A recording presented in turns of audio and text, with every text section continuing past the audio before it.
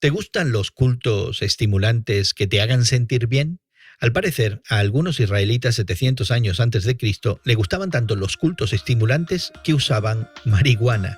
Conversamos sobre los cultos estimulantes entre amigos.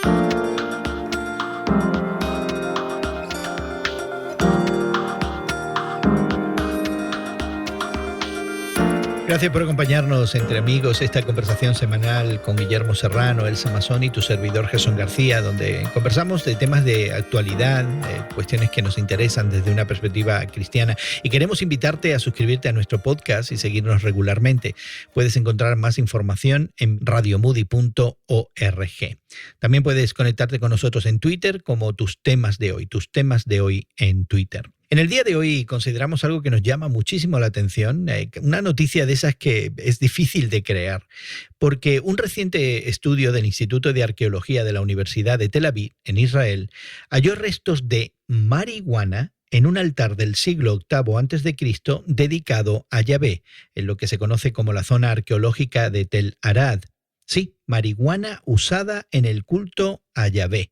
Aunque se ha documentado el uso de psicotrópicos y estimulantes en numerosos ritos cúlticos de la antigüedad, sorprende que se usara la marihuana y sus efectos narcóticos en ritos dedicados al Dios de Israel. El santuario fue construido siguiendo la orientación geográfica del Templo de Jerusalén, que fue construido 2 siglos antes, y se ubica en lo que era entonces el reino de Judá, que en la Biblia queda como ese remanente que sigue al Dios de Israel. La fecha de este santuario coincide interesantemente con los reinados de Jotán, Acaz y Ezequías, y también el ministerio profético de Isaías, Miqueas, Oseas y Amós, con esa influencia geopolítica del nuevo imperio asirio que amenazaba la estabilidad de Israel. En medio de todo ese contexto, aquí tenemos este altar, y en este altar se quema marihuana. No encontramos en las Escrituras, en los mandatos que Moisés detalladamente da acerca del orden cúltico de Israel, el uso de ningún psicotrópico, de ninguna droga alucinógena o de ningún estimulante para conectarse con el Dios de Israel. Yo creo que entre los fardos de hierbas que ellos traían, venían seguramente estas plantas, y entonces cuando se quemaban pues dejaban escapar todo este tipo de aromas que se entraban por todos los sentidos y comenzaban a afectar la vida de los que estaban participando ahí. Puede ser una explicación, pero lo concreto es que también tenemos que entender que entre los que practicaban la religión, y esta religión va entre comillas, probablemente había personas que estaban más interesadas en el efecto, en las cosas que ellos podían decir o predecir y que los demás les podían admirar. Recordemos que entre los profetas había algunos que también eran profetas falsos, y la Biblia advierte sobre este tipo de cosas para que la gente no se deje engañar. O sea, hay muchas explicaciones para esto, pero también no caben dudas de que había una experimentación para ver cómo este tipo de, vamos a llamarle quemazón de hierbas, podría también traer algún tipo de sensación a la gente que participaba. Es posible todo este tipo de explicaciones. A mí me llama la atención y me pregunto si las hierbas, la marihuana que fue encontrada a un lado del incienso, porque parece que no estaba mezclado, ¿verdad? Sino que fue encontrada a un lado del incienso en un altar de un templo de Israel, si es de la misma época. No me queda clara la historia. Pues déjame aclarártela porque hay bastante documentación, pero el reporte original que parte del Instituto de Arqueología de la Universidad de Tel Aviv nos dice que el lugar fue descubierto en la década de los años 60 y que entonces no se tenían las herramientas de análisis químico que se tienen hoy día que permiten fechar con mayor exactitud los restos que quedan en este altar. Parece ser, Elsa, que simultáneamente en el altar izquierdo, un altar un poquito más elevado, se quemaba grasa animal con incienso. Y eso representa una práctica común en el judaísmo. Por el otro lado, simultáneamente, tenemos un altar más pequeño en el lado derecho, donde lo que se mezcla es la marihuana con estiércol de animal. Entonces aquí tenemos un hecho sincrético que simultáneamente se está usando algo que pertenece a la tradición judía y que está en el Levítico y que está mandado, con algo que es espurio, que no pertenece, porque el estiércol, por ser una inmundicia, no podía entrar en ningún lugar que estaba destinado a la adoración de Dios. De hecho, la orden de Moisés con el estiércol es quemarlo fuera del campamento. Y sin embargo aquí lo vemos quemándose lentamente y produciendo esta fumarola, que ya sabemos cuál efecto crea la quema lenta de marihuana. Entonces, aquí nos encontramos con una mezcla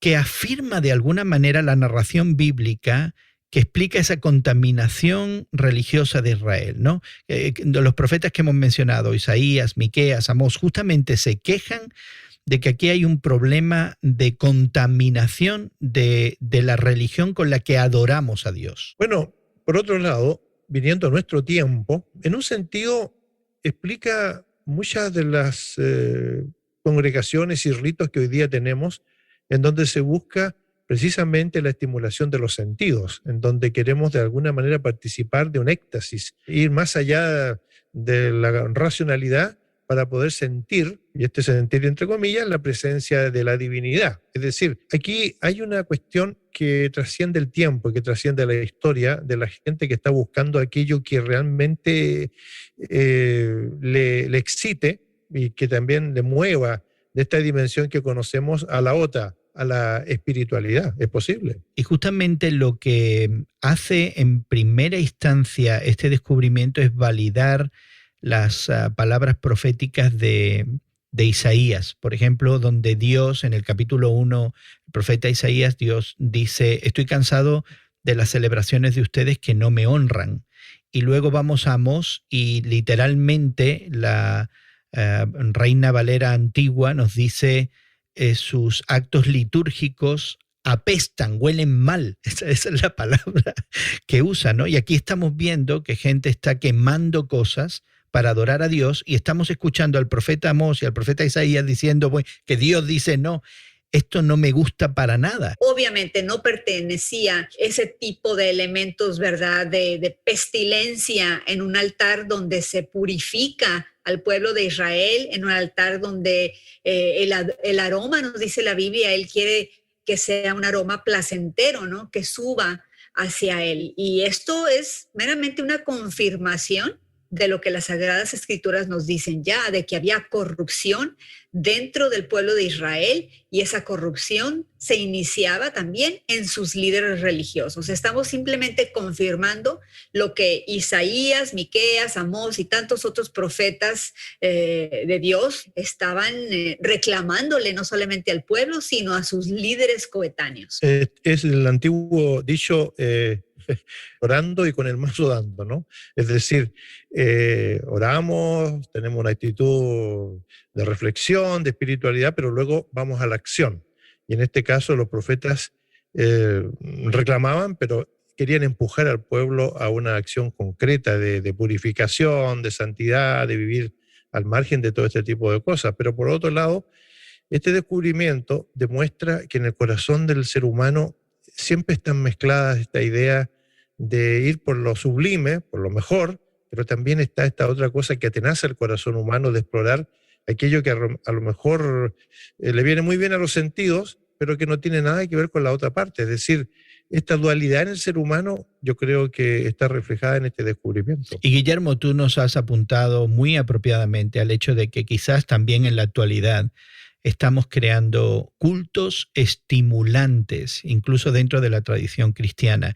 Y de la misma manera que en el antiguo Israel no había una separación de la tradición total, sino una contaminación de esa tradición, pudiera ser que hoy día nos está pasando lo mismo, que a lo mejor la búsqueda de estos cultos estimulantes, ¿no? Donde cosas pasan que me hacen sentir bien acerca de mí mismo, que estimulan mis sentidos. Y eso toma la importancia en el acto cúltico. ¿Estaremos viviendo una situación similar? ¿Nos estaremos alejando quizás de las intenciones de Dios porque estamos buscando cultos que satisfagan nuestros sentidos? Yo creo que es una buena oportunidad de análisis, de autoanálisis, ¿verdad? De vernos al espejo como comunidades de fe y preguntarnos a nosotros mismos cuáles son nuestras prácticas diarias y a nivel de comunidad, a nivel de grupos que adoramos al Dios de la Biblia y decir cuáles de estas prácticas y cómo las practicamos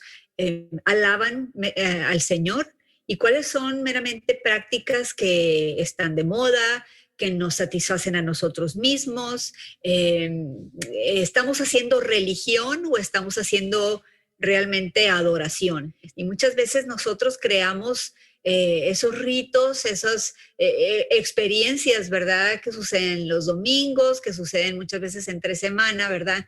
Que terminan dejándonos a nosotros muy contentos y muy satisfechos y todos salimos de allí felices, pero tal vez nos hemos olvidado de lo principal, de adorar a Dios y de preguntarle a Él mismo si Él está siendo honrado por nuestro trabajo y nuestra adoración. Se habla de un, no profeta, porque este era predicador del siglo XIX, que en la época cuando las iglesias se calefaccionaban con grandes braseros a carbón y todo ese tipo de cosas, porque no había otro tipo de manera de calefaccionar el lugar, y este hombre que era muy dado a la cuestión de efectos teatrales, cuando hablaba acerca del infierno, se acercaba a los braseros y tiraba un poco de azufre para que subieran un poco más las llamas, ¿no?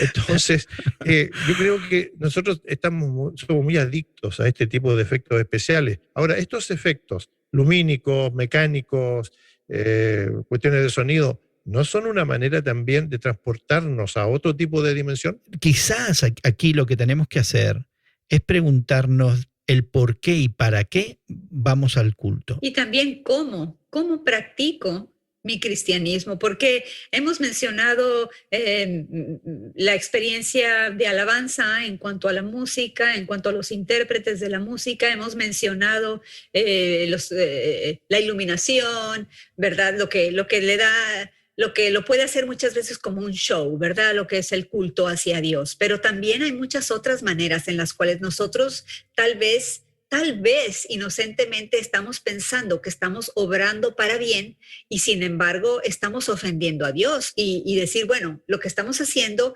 ¿qué podemos dejar de hacer? ¿O qué podemos modificar? ¿O qué podemos agregar que realmente sea algo que alabe a Dios? Y esto en cuanto a agregar, no me refiero simplemente a cuestiones materiales, sino también a actitudes personales, actitudes del corazón. ¿Por qué no vamos a agregar un momento de contrición de algunas prácticas que hemos hecho o hemos omitido como cristianos, que debemos reconocer ante Dios que le hemos fallado y nos hemos quedado cortos? Quizás porque nos incomoda, Elsa, y al final de cuentas es por eso que vamos a la pregunta de por qué, para qué, y tú muy apropiadamente dijiste cómo participamos en el culto. Muchas veces hemos de alguna manera conversado, exhortado a personas para que hagamos algo en un momento determinado, y nos hemos encontrado también con la misma actitud que encontró Jesucristo, guardando todas las distancias, ¿no?